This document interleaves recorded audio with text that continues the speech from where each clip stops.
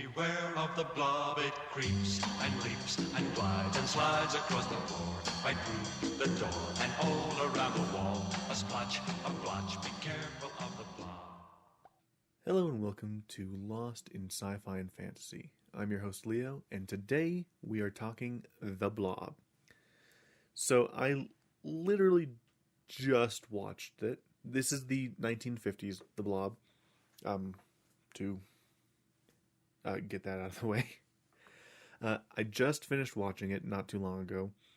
Just like at most 30 minutes ago. And so I want to talk about it. This is...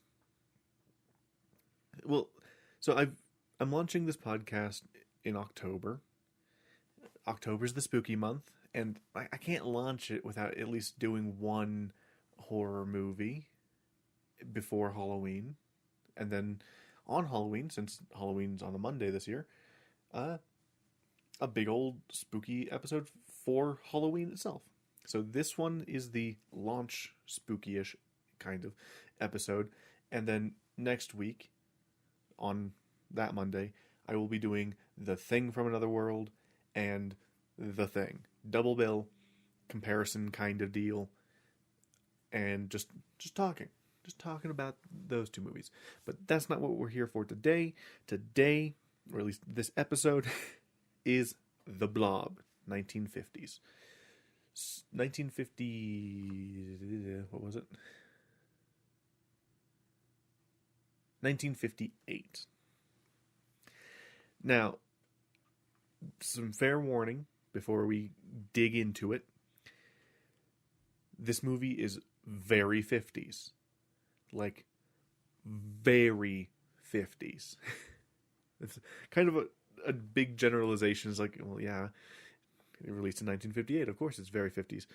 But it's one of those movies that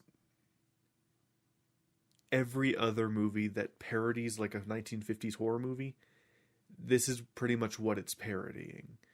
This is where all of those, like, ridiculous scenarios, like this movie exemplifies them all.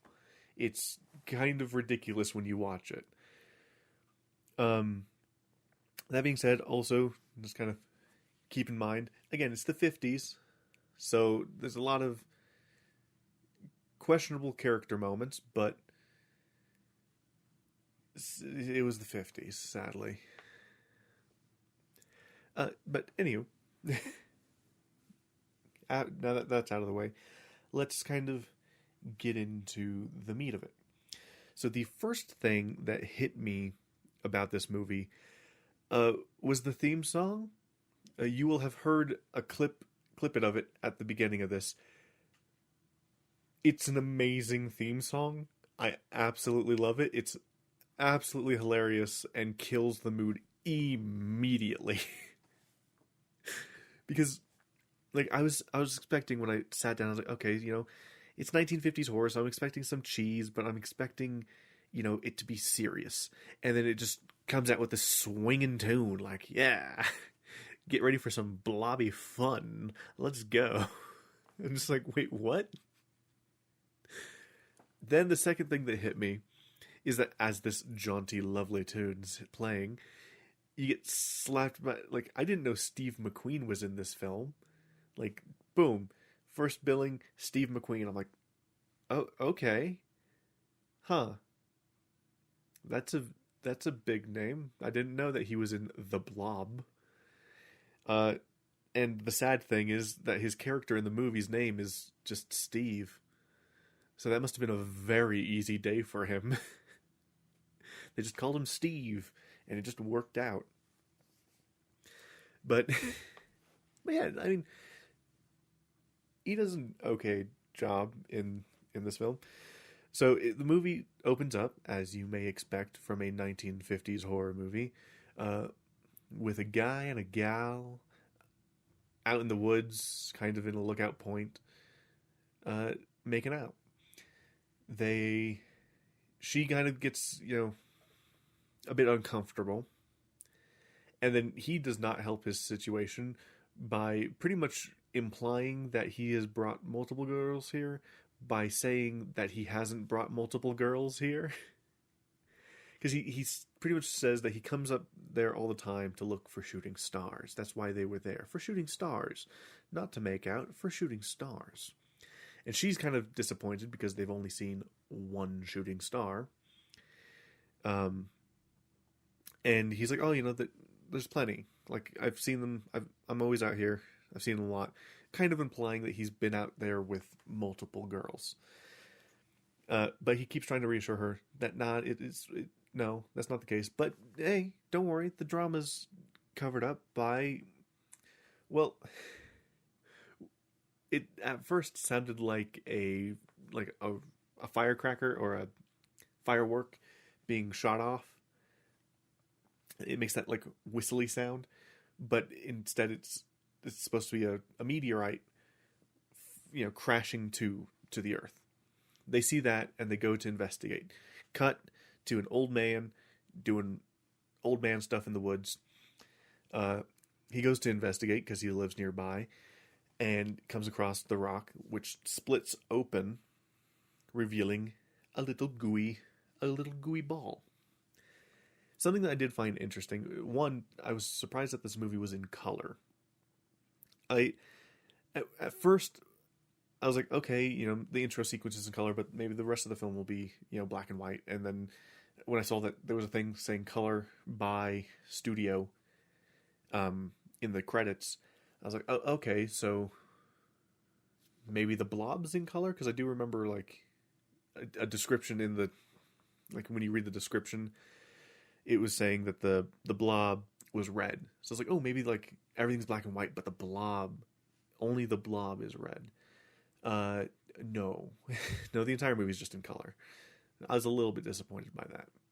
But it looks nice. The Blob actually does not start out red.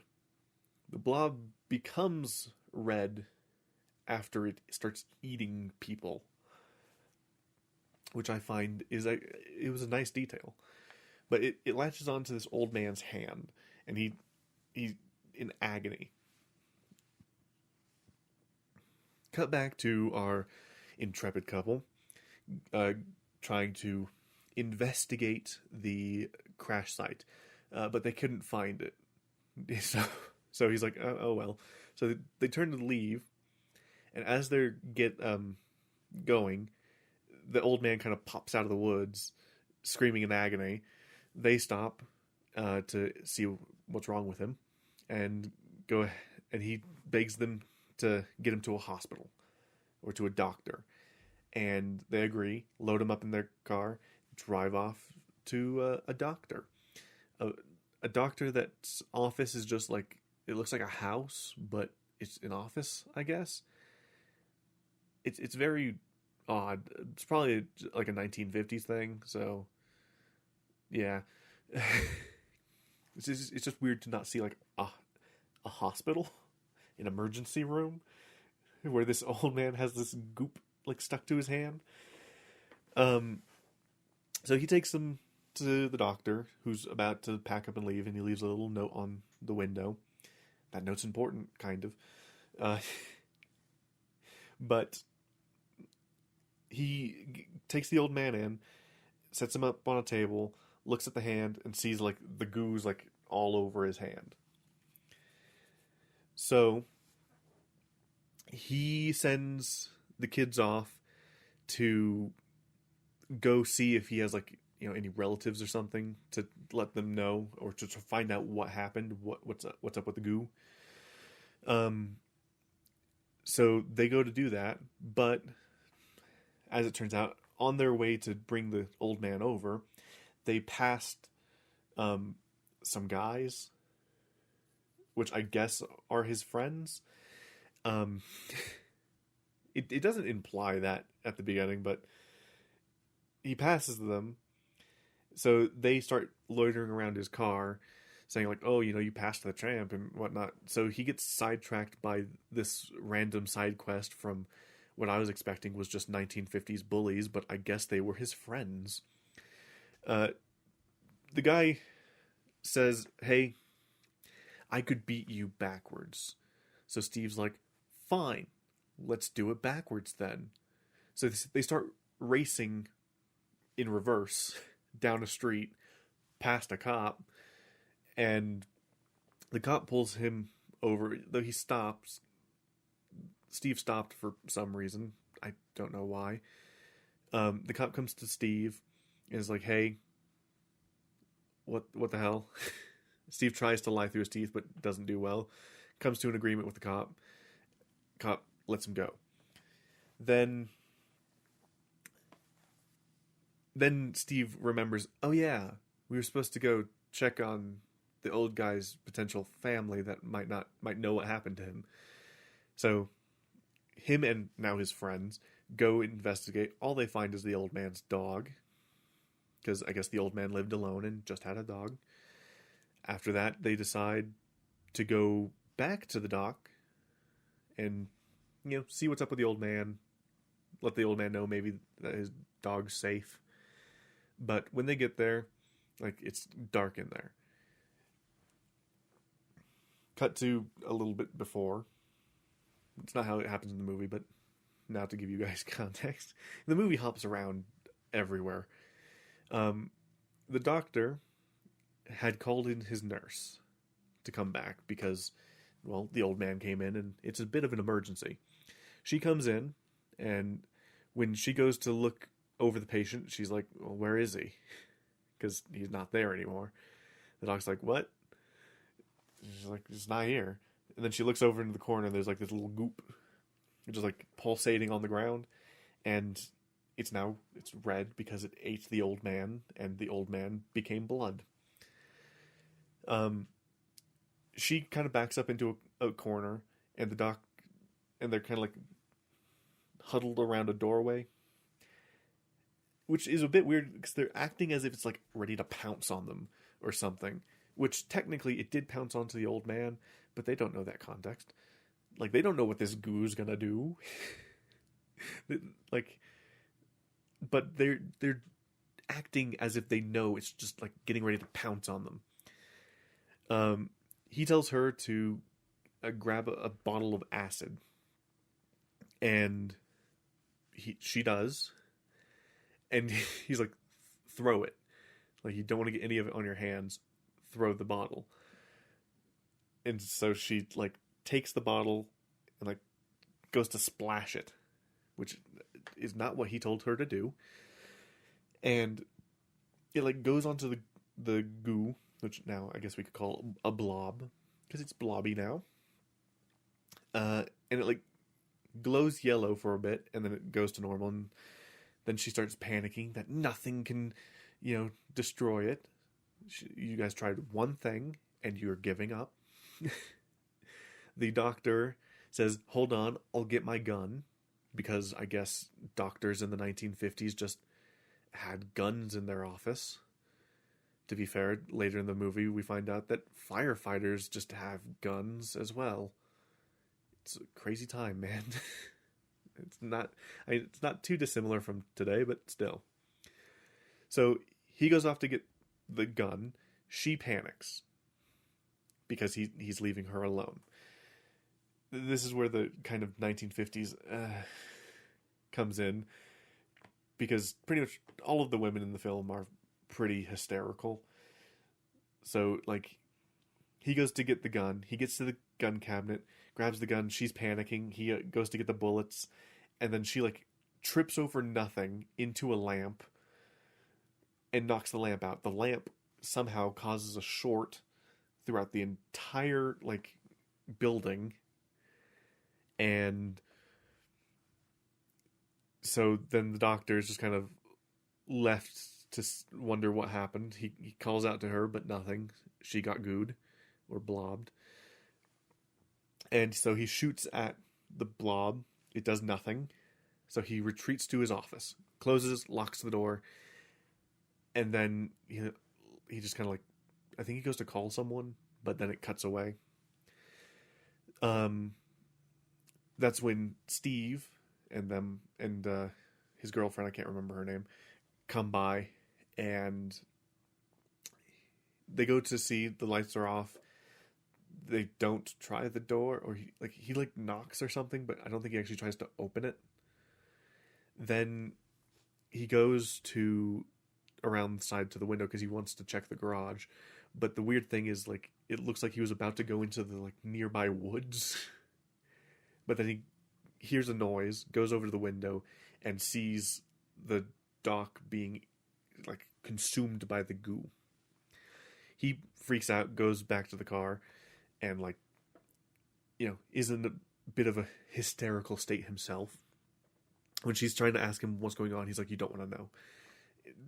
But in this case, she kind of should know. Like, he calms down enough to let her know what happened. Then they go to the police station, warn the cops. The cops don't believe him. But he, like, drags the cops to the doctor's office, in which they don't find anything. Like, they go in, they see, it's a dark, the lights won't come on, so there's a blown fuse, and there's a locked door that Steve points out as, like, oh, that's the room that he was in. But it's locked. They go to check the keyhole. It's full, so it's locked from the inside. The key's still in the lock. So, the one cop sends the other around the outside to break in and unlock the door, while he then went and reset the fuse. So, while that happens, they're just kind of palling about. He gets the lights back on, and they hear the window smashing, and it gets oddly tense for some reason. And then he unlocks the door, like he does the thing that he was told to do, but for some reason they were like on super high alert for some reason. He opens the door. He's like, oh, look at this. The room's a mess. The one cop is assuming it's a prank. The other, better cop, is assuming that, he's not sure what to assume. He's not quite sure. So they go back to the police station, call their parents. The parents take them home and kind of try to get them to talk, but nothing. They've already come to the decision that they want to sneak out and find the Blob. And so they do. Although, probably, besides, my favorite part of the movie being the intro, the kind of most impressive bit of the film is Steve McQueen. He climbs out of the window onto a balcony, hops over the railing of the balcony onto the roof, then kind of hops down an area and then off onto a staircase, and he sticks the landing. Which, if I was him, I would have caught the edge of a step and just slid down or something. I would have failed hard on that. So, props. And it's probably the only big stunt in the film is he climbs off of a roof. He gets jump scared by his girlfriend, who got impatient and came up to the house, and they're just talking at full volume. Stealth, never heard of her. Then they open the garage door, but they actually try to be careful this time, waiting for a passing car to come by to mask the noise. And then they just roll the car. They start the car rolling down the driveway, hop into the car, let it, coast, which I think was kind of cool. But then they just stop in front of the house. Where he's like, are you sure you want to go look for this thing that might kill us? And she's like, yeah, sure. I got nothing better to do. So they also then decide to go recruit the friends who decided to go... They decided to go recruit the friends who earlier stated that they were going to watch a midnight spook flick at a really tiny movie theater. But it looks like it's a small town, so fair enough. So they go into the movies, try to get their friends out of the film, get yelled at by some old people because, they're interrupting this riveting film. They get their friends out and get them on board to have them go warn the people, check the things, do all the stuff. Well, they just kind of come across the dog, which had been like missing for a large portion of the film. So they find the dog in front of his dad's store. He kind of gets the idea that, oh, maybe the dog knows something. And it does. The Blob is in the store. They go in. He goes and trips over a broom because, like, the guy that was cleaning up got by the Blob. And he left his materials behind. The girlfriend sees the Blob, panics, trips over nothing into cans. I'm going to assume soup. Trips, falls into the cans. Steve,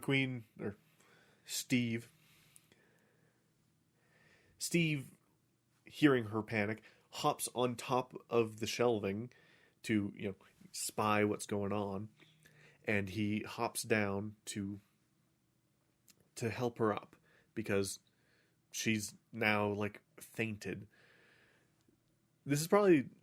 It's like where the tension actually starts to properly build and whatnot, but her damsel acting kind of waned. And when she was sneaking out, she came across her brother, and boy, the kid acting in the 50s, not great. Oh boy, like, the kid's acting is a bit rough, and then, like, he appears out of nowhere, like, 20 minutes later, too. It's weird. So he escorts his girlfriend, instead of out of the store, into a meat fridge where they think they're safe. And she's, like, giving him starry eyes, like, as if he saved her, as if everything's perfect. But then he, while, kind of trying to actually think about something, is, like, pacing around. He notices at the bottom of the door the goo, the blob. It's oozing in. And he's like, oh no. So they move to the back of the freezer, and the blob is, like, slowly pulling itself in, but then it retreats. And she assumes, as she continually repeats, that, oh no, it's going after the little doggy. Oh no, it's going after the little doggy. A lot. But he's like, oh, it shouldn't be too far. So they leave the freezer, get out, and then they book it out of the store and immediately run into their friends. And he's like, it's in the store. We need to, call the cops. They call the cops, but the nice cop already went home. So they're left with the, asshole cop who thinks it's a prank. So they're like, well, we have to take matters into our own hands. And they decide to wake up the town by everyone honking their horn, and then they started an air raid siren. And probably the funniest scene in the movie is an old man wakes up and he's like, oh, it's an air raid siren. So he, like, hobbles over to his closet looking for his, like, military uniform, because he's like, war. But then he hears a fire truck. He's like, a fire? And he, like, pulls out. He has two helmets, one for, like, an air raid guy, and then one for, like, a firefighter. He's like, I don't know what to wear. I found that just, like, cute and sad at the same time. It was very silly. But they succeed in waking up the town, who get kind of irate with them. But they're trying to explain the situation that the blob is in the store. But after the cops kind of calm down the situation and send everyone home to stay at home, the good cop, who's now, joined them because woken up by horns, he calms the situation down, and he sends everyone home, but he's treating it seriously. But the mean cop, goes off to, help calm down the situation, but we find out later that he decided to do a sweep of the store. And he had turned on the lights, and he said, well, there's nothing there. But meanwhile, at the movie theater, there's a guy in the projector booth, a projectionist, just reading a book. And for some reason, he like gets up while reading the book and goes over next to the projector. But I think it's because that beautiful piece of cinema that they were watching was just a bunch of people laughing on film. Like, I have no clue what the hell they were watching, but boy, it was weird. But as the guy's watching this, the blob is, coming out of the vent, pushing it through and pushing out of the vent. And it grows and then it, like, leaps onto the guy and eats him. Then, people in the movie theater are just like, what? As the projector is, like, knocked over and the goo's just, like, pulsing in the window and then, like, pushes through the view, the little holes, the projector holes. So, as they're cut back to the store, they're trying to figure out, like, well, where did it go? Then they hear screams. He's like, the movie theater. They rush over to the movie theater. A bunch of people are rushing out. The good cop goes into the movie theater and then comes back out. And he's like, oh man, that's horrible. He's finally seen the blob. Then, like, I guess the blob starts coming out of the movie theater. There's a bunch of people that, like, coming out of the diner, running off, running in all directions. Good old 50s panic during a monster crisis, I guess. Then the girlfriend's, like, kid brother just, like, comes out of nowhere. Like, he literally, like, climbs out of a bush by the diner with a pop gun, pretending to shoot the blob, though we don't ever see the blob's reaction to this. We just see the kid come out and start, like, popping off. Then he, like, takes the gun when he's out of ammo, just chucks it at the thing, and then he runs into the diner. The girlfriend runs after the kid. Then Steve follows the girlfriend, and she's like, we gotta get out of here. And he's like, it's too late. And I'm like, okay. Then the blob, exterior shot, kind of cozies up to the diner, and then he's like, well, we're enveloped.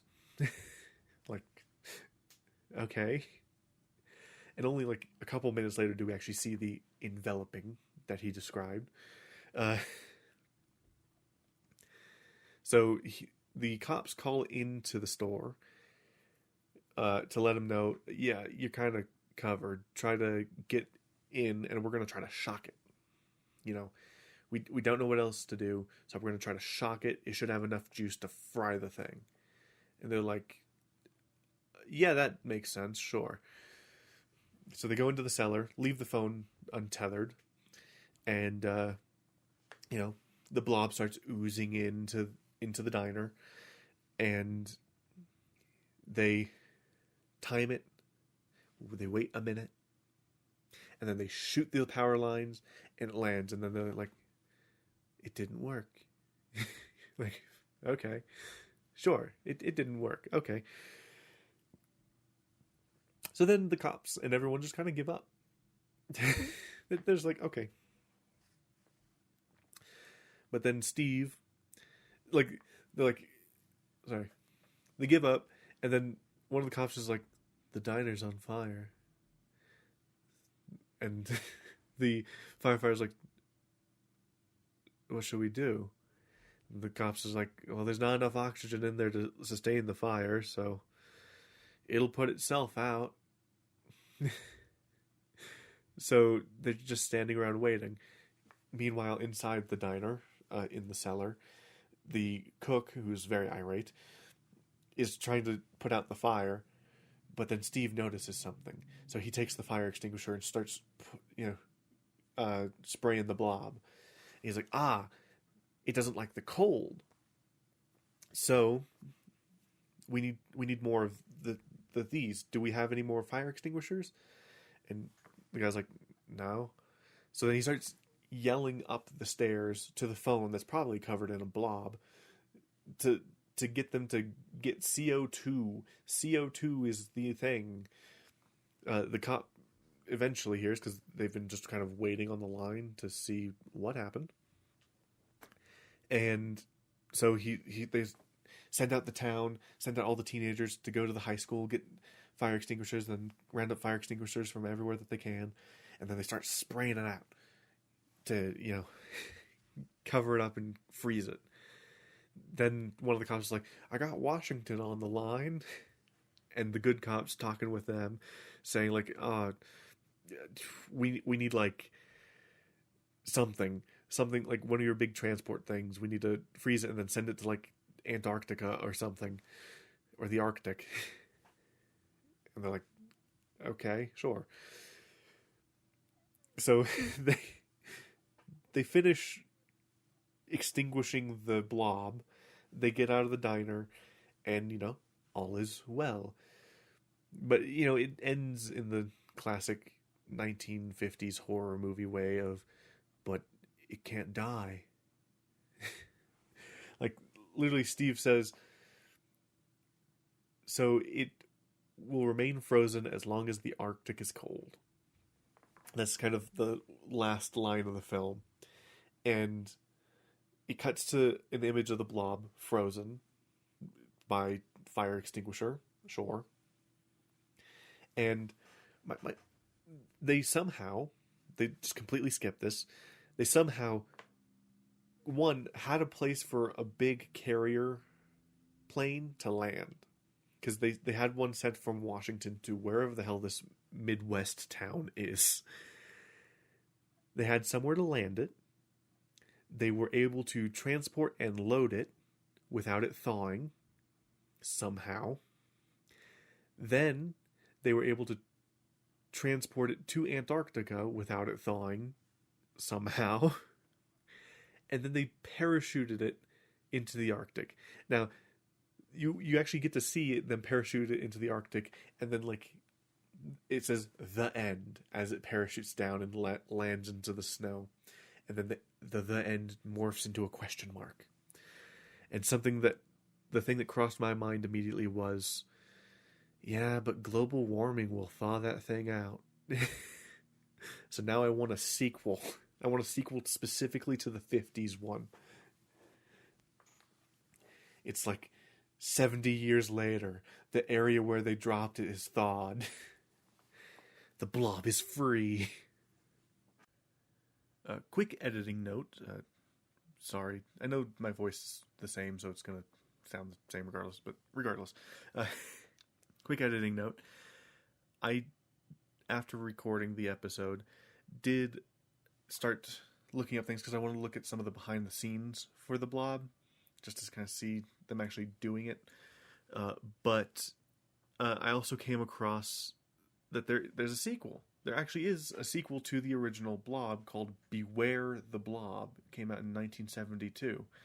So, yeah, that's a thing. Supposedly the plot revolves around them chipping off a bit of the original Blob to study, and of course, things go wrong. So, yeah, there actually is a sequel. What I was referring to more in this was like a modern day sequel, many decades later, and because of global warming. But hey, they actually did a sequel. It's not quite what I imagined it, but I mean, they at least did one. Anyway, back to the rest of the episode. Sorry. It's silly. I like it. But there are problems, of course. So we'll go ahead and start with the positive, because it's a 50s movie. I like the Blob. I like the look of the Blob. It looks very gelatinous. It looks like if you stuck your hand in it, it might melt. So I appreciate that. It looks good. It's like the right color. And how it kind of gets a deeper and deeper red as it kind of eats more people. I like that. But, of course, I've already talked about some character issues.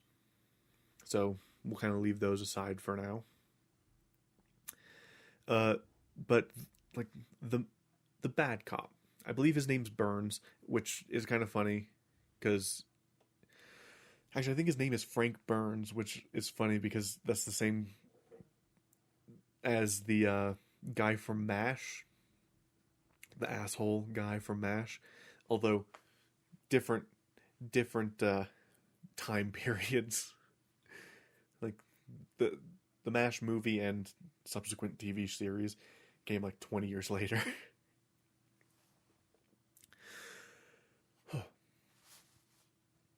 But he has a vendetta against teenagers because a teenager like blindsided his wife on the highway and like killed her.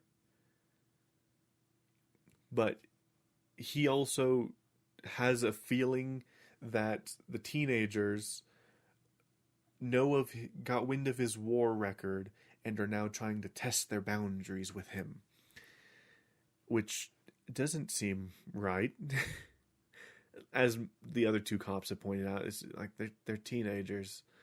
Like at worst it's like a prank. Oh well. Like they're not trying to get you. But like he for some reason feels like the teenagers are out to get him. Then the doctor, handles things well, then dies. There's a housekeeper that comes in and just like unnecessarily complicates things.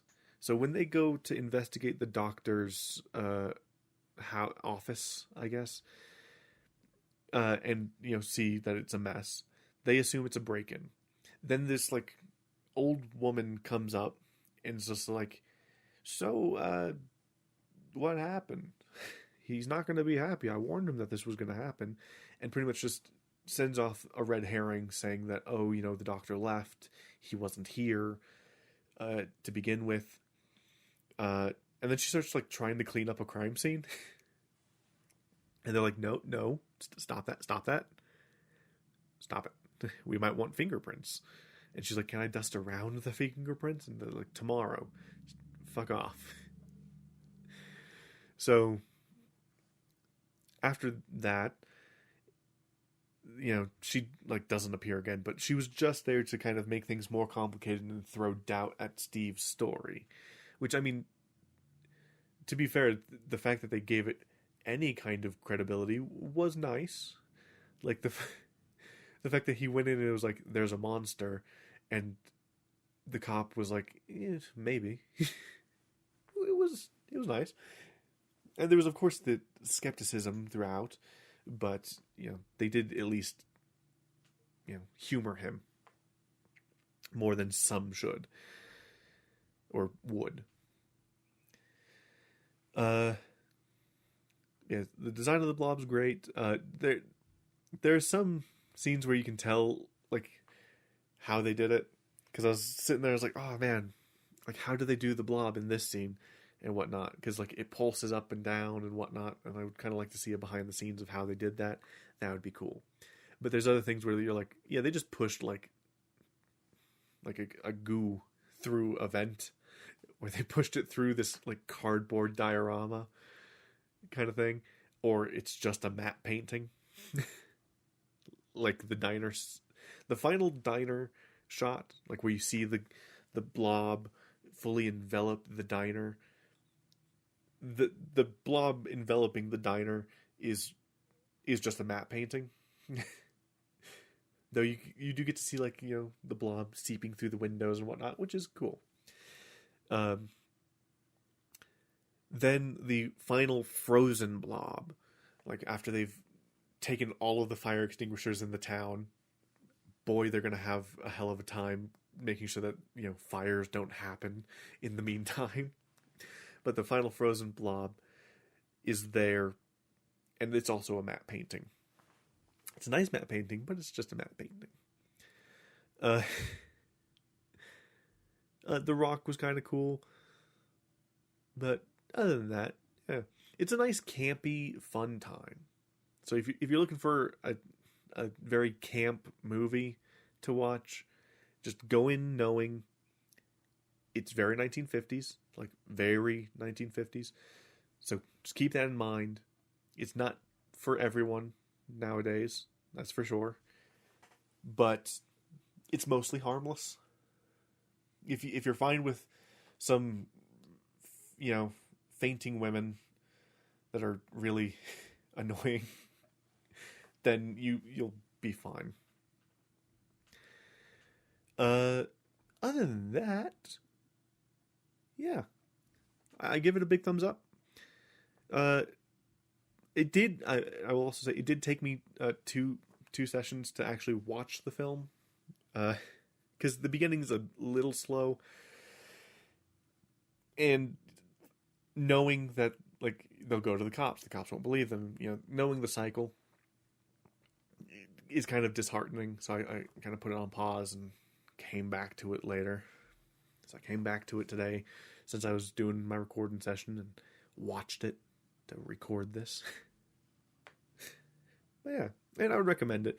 I'm very curious now because while I was getting the clip for the beginning of this episode, I came across some clips from the 1980s film. Now, I know that people were very upset with the 1980s film. And after watching the clip I watched was called Sewer Death, or The Death in the Sewer. And it has like this big, like the blob is like huge already in that scene. And like there's a lot that I would talk about if I just need to find a place to watch it. So I need to like see if it's available on some Netflix somewhere or something. And I also need to see if maybe I can find it on DVD or something. Because I like kitsch movies. But already I can tell that some of the part of what's wrong with it is the blob itself. I'm not a fan of the blob itself in the 80s one already. Because from what I've seen, it has like tentacles and like I can see what they were trying to do with like some like interesting, like doing different things with the blob instead of it just being like a ball that like just sticks to stuff. But that's kind of what you expect from a blob. You don't expect it to have structure. You expect it to be like circular. You don't expect it to be able to like have limbs and whatnot. So they made it kind of chewing gum-y. And also the color is a lot lighter. So it definitely looks like chewed up bubble gum. So that's not great. But that's for another time. It's another time. Next week, as I said, Halloween, October the 31st. We will be discussing The Thing from Another World and The Thing. So, in case you weren't entirely aware, The Thing from Another World is the original film. But, of course, the true original is a book. Yeah, they're both based off of a short novella that's only 196 pages called Who Goes There?